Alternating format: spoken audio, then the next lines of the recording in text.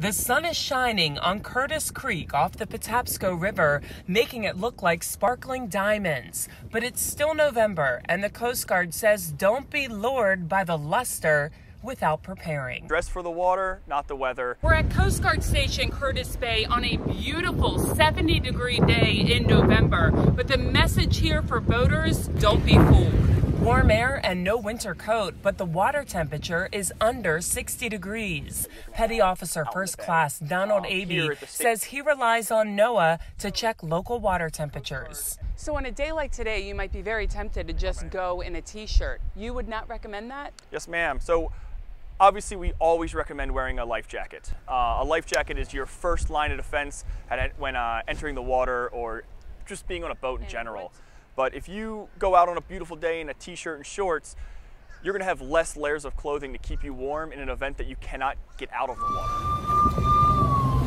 Bay Bulletin was there as a crew headed toward the inner harbor. The water temperature is always an added factor for their life-saving calls this time of year. Any call that happens, we are now also thinking about the cold weather. So if there's a boat that's just disabled in a shipping channel, that's a problem, right? They're disabled, they can't move.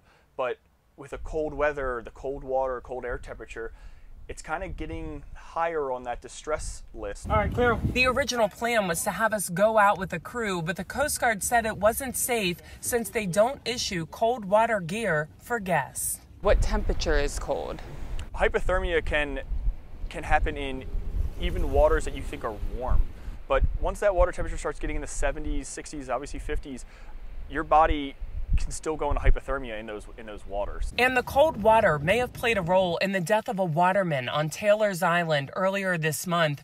This picture shows 72-year-old Dale McLean's empty workboat. His body was later recovered in the area where the water temperature was 53 degrees, according to Neck District Volunteer Fire Chief Steve Webster. The Coast Guard follows a 1-10-1 guideline. So you have 1 minute to catch your breath, then you have 10 minutes of meaningful movement. What that means is your dexterity is going to start to go away. So if you are not wearing a life jacket, if you are not against the hull of the boat or near land, you only have 10 minutes until you start losing feeling and dexterity in your extremities. And then the last one is 1 hour of consciousness. For the Coast Guard, once our temperatures drop below 60 degrees, we start gearing up. Even on a beautiful day like this where it's 70, 75 degrees, we know that water temperature is cold, so we're wearing our top level of defense, dry suit, to protect us from that water. And for the rest of us not in a dry suit, what are you recommending?